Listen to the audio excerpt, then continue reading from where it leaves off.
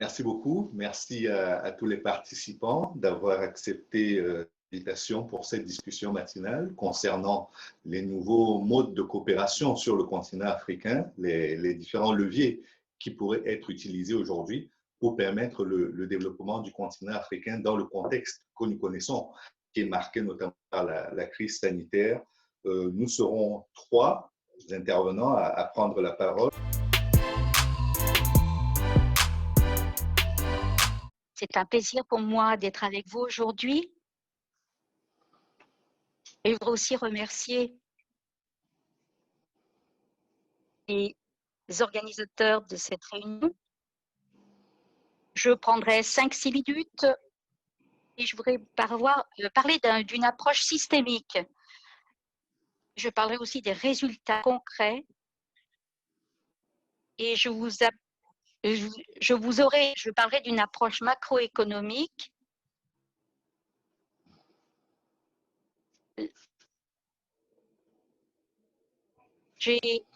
Je parlerai aussi des espoirs, des efforts communs pour notre continent, en mettant ceci dans le contexte, dans le texte de la route de la soie. Notre continent, bien sûr, est de toute évidence, est confronté à des menaces communes, et donc les efforts doivent être communs.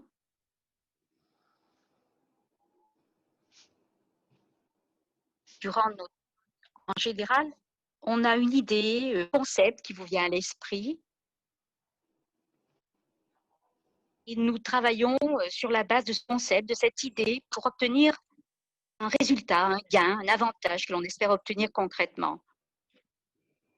Et pour le développement de l'Afrique, le concept, c'est qu'on a un destin commun, un avenir commun. Et le résultat, que l'on souhaite obtenir un développement qui soit commun. Et bien sûr,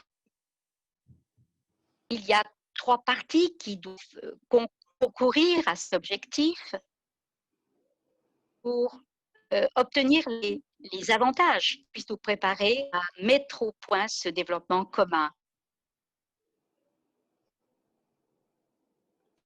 Commençons par cette destinée, ce destin commun par rapport à l'avenir.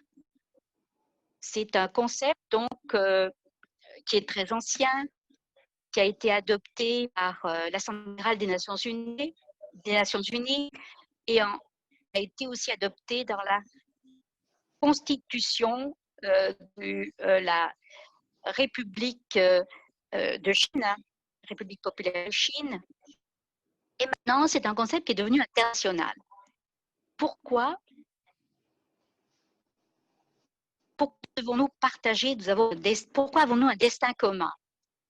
Parce que bien sûr, nous devons être connectés. Et puisque nous sommes connectés, comme le monde est connecté, tous les problèmes deviennent communs. La crise financière, par exemple, en 2008, a eu un effet international. Le changement climatique, là aussi, a eu un effet dévastateur sur notre planète. Le Covid aussi, la Covid. La raison pour laquelle nous devons travailler ensemble, c'est qu'il est important aussi de voir que ce que chacun fait soit basé sur une confiance commune. Le secrétaire général des Nations Unies a dit que le monde souffre d'une sorte de déficience de confiance, d'un déficit de confiance. Et il faut bien sûr que chacun soit conscient de ceci. Vous voyez cette belle photo, cette biodiversité que nous devons préserver. Et si on ignore cette diversité, si on n'a pas de projet visant justement à rendre notre planète verte, encore qu'elle ne l'est, eh bien, nous ne pourrons que participer à la détérioration de notre planète. Si on veut travailler ensemble, Il est important donc d'agir de concert. Et ceci ne peut se faire qu'avec une coopération commune. Il faut donc la connectivité hard et soft, celle qui est plus matérielle et celle qui a trait à tout ce qui est infrastructure. Ça, c'est une bonne chose, bien sûr. Et comme on l'a dit précédemment, les projets doivent être verts, essentiellement durables, et la possibilité que ce projet réussisse dépend aussi de ce qu'on appelle une connectivité soft, qui crée la politique, au commerce, la finance, à la connectivité entre chacun et chacune, pour créer les bonnes synergies dans le domaine commercial, politique. Et le succès de ces infrastructures est tout absolument fondamental et malheureusement est encore incertain. Voici donc le réseau ferré de l'Union européenne, qui a été créé bien avant les États-nations européens et qui joue un rôle tout à fait important dans l'Union des Européens. Et c'est l'idée que nous avons ici en Afrique, c'est d'essayer d'avoir une connexion physique grâce par exemple aux voies ferrées en particulier. Il ne suffit pas d'avoir des actions au niveau politique ou autre, mais aussi concrètement. Alors ce que je souhaite dire, c'est que il faut être prêt à un développement qui soit commun. Il faut être donc alerté à cette possibilité et ces synergies sont absolument essentielles et ceci nous permettra donc à ce moment-là d'avoir des infrastructures qui fonctionnent au mieux et qui permettront de partager la prospérité. On ne peut pas s'assurer d'avoir de bonne qualité ici au niveau du développement de la prospérité si tous ces tenants et aboutissants ne sont pas unis. Donc on connaît tout ce qui a trait aux objectifs de développement durable. Il est de réduire les inégalités, de réduire la pauvreté, et donc il est important de trouver un équilibre entre le développement économique, social et la protection de l'environnement. Le développement commun, dans le cadre de ce développement des objectifs durables, est tout à fait essentiel et nous avons fait une étude qui montre que ces 5 piliers que vous voyez ici, la coopération financière, les liens entre les gens, peuvent véritablement être instrumentaux pour contribuer au développement d'infrastructures qui soient réussies. Donc, on a déjà des initiatives qui peuvent nous aider, qui sont là en place. Donc, ces synergies sont absolument essentielles pour nous. Et nous devons aussi coopérer avec les pays et les ONG. Et chacune, donc, il est évident que nous aurons besoin de satisfaire des besoins tout à fait essentiels. Et je voudrais terminer en disant que nous avons on a des cultures différentes, mais c'est un seul continent, que le continent africain. Donc, nous devons harmoniser nos différences. Et ce qui est essentiel ici, c'est de penser ensemble, de travailler ensemble pour pouvoir dégager les bonnes synergies. L'avenir, ça n'est pas une période que l'on attend, mais c'est nous qui réalisons l'avenir dès maintenant, dès le début, pendant que nous parlons. Voilà, je vous remercie de votre attention.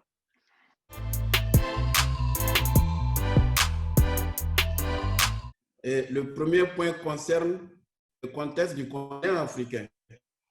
Et nous avons un continent qui se caractérise par une population qui pourrait doubler d'ici 2050 pour atteindre environ 2,4 milliards de personnes, selon les Nations Unies.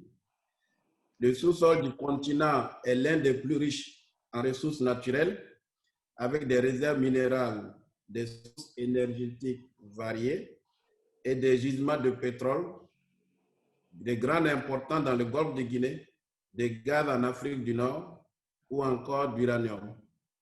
Donc, ce continent a connu une croissance économique annuelle au cours des 10 dernières années et malheureusement stoppée par la crise actuelle de la COVID. Donc, on avait commencé à avoir des progrès dans la croissance des revenus de la population et toutefois, cette croissance n'a pas permis d'atteindre ce qu'on aurait souhaité comme attente pour sortir les populations de l'Afrique de la pauvreté. Donc, ce qui veut dire que nous avons encore aujourd'hui près de 40% des habitants qui vivent sous le seuil de l'extrême pauvreté avec moins de $2 par jour. D'où la peut faire face à une telle situation. Le deuxième message qu'il a voulu souligner concerne les défis socio-économiques auxquels le continent est confronté. Et il en existe plusieurs et ils sont tous interdépendants. Mais il a jugé nécessaire de citer les plus urgents que sont l'insécurité alimentaire, la faiblesse des infrastructures de transport et énergie, ainsi que la transition numérique. Ces différents enjeux nécessitent une mobilisation des compétences au niveau régional pour assurer une convergence des actions et l'adoption d'une approche globalisée pour ériger l'Afrique au rang des grandes transitions économiques en cours et renforcer les attentes en matière d'une plus grande coopération au niveau d'Afrique. En effet, les arguments qui avaient milité en faveur du renforcement de l'intégration de l'Afrique et qui ont été à l'origine de la création de la Communauté économique de l'Afrique, la CEA, instituée par le traité d'Abuja en 1991, demeurent d'actualité. En raison de la mondialisation rapide et des défis auxquels le continent reste confronté. À cet égard, les pays africains doivent surfer sur une bonne coopération régionale pour faire face aux enjeux communs. D'où le troisième point le plus important qu'il a soulevé et qui concerne les aspects sectoriels qui devraient être au cœur des problématiques en Afrique, notamment l'agriculture, les infrastructures, les énergies renouvelables et les services digitaux. Alors, dans le domaine de l'agriculture, par exemple, le marché régional intégré pour les denrées alimentaires de base apparaît nécessaire pour renforcer la sécurité alimentaire.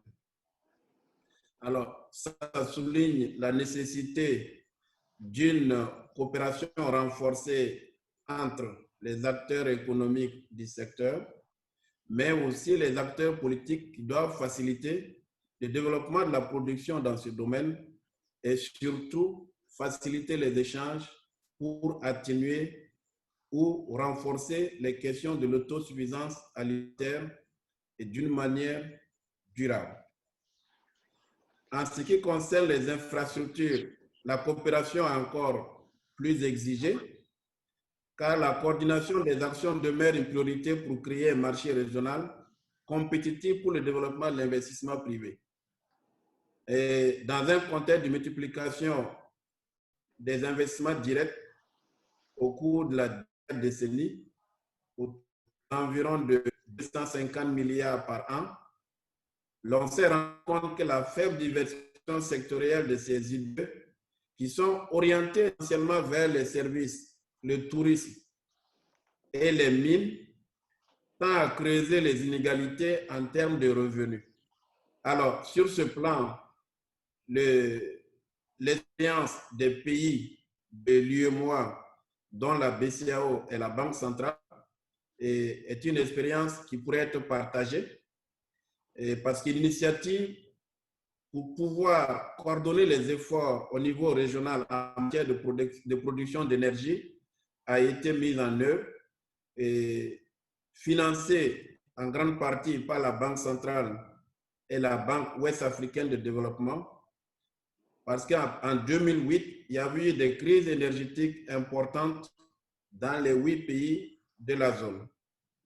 Donc, la coordination régionale a joué un rôle très important pour atténuer aujourd'hui ces insuffisances qui ont été relevées.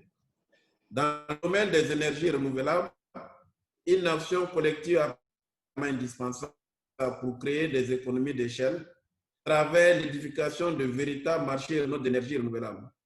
Les initiatives menées également par BCAO dans ce cadre et ont été des initiatives qui ont permis dans notre zone de commencer à avoir des résultats avec un fonds qui a été mis en place sur l'initiative des chefs d'État pour pouvoir approfondir et appuyer les initiatives qui visent à résorber le déficit énergétique de notre zone. Enfin, le domaine sur lequel vous mettez un accent aujourd'hui, qui est le domaine des services digitaux. C'est un domaine sur lequel la BCAO a une action très importante au niveau des 8 pays de notre zone et la coopération est indispensable également dans ce secteur et pour permettre un développement harmonieux et surtout harmoniser les cadres juridiques nationaux, des solutions numériques qui sont interopérables pour l'ensemble des acteurs et renforcer le cadre de protection des données qui souvent sont des inquiétudes qui limitent les initiatives dans le domaine du digital. Alors, en particulier, la BCAO a des projets qui sont de dimension régionale dans les 8 pays et d'identification unique de l'ensemble des clients potentiels de l'ensemble des opérateurs et aussi un projet d'interopérabilité pour tous les paiements de petits montants et pour l'ensemble de la zone qui viendrait compléter les dispositifs mis en place par une carte régionale et les dispositifs mis en place pour connecter l'ensemble des 8 pays d'un système de paiement aussi bien de gros que de petits montants au sein de la zone. Donc, c'est sur ce point et d'optimisme que le gouverneur a souhaité que cette initiative que vous avez développée soit une réussite et puisse permettre de sensibiliser l'ensemble des acteurs impliqués dans le développement de l'Afrique sur les volets que vous aurez jugés prioritaires dans votre plan de développement. Je vous remercie.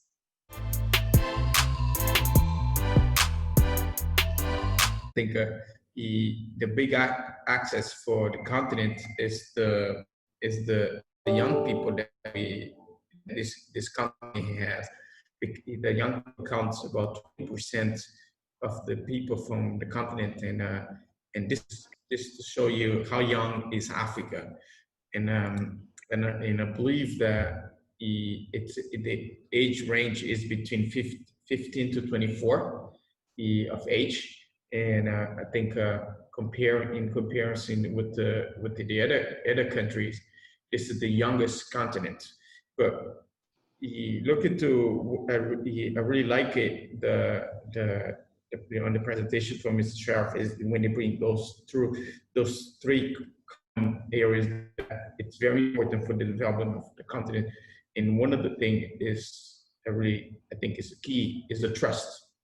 Because we all have the common goal. The young people have the same common goal as the older people, and that means we all want Africa to prosper, to be developed, and I think young people play an important role here, in particular with the world that we live in today. And this is where Mr. Tolman mentioned it's the digitalization. Is the innovation, is the technology, and young people are desperate to adapt to the new technologies, and I think those are things that we can look at ahead as a promise from the continent as we look into what we need to do to build trust and build cooperation between nations in the continent.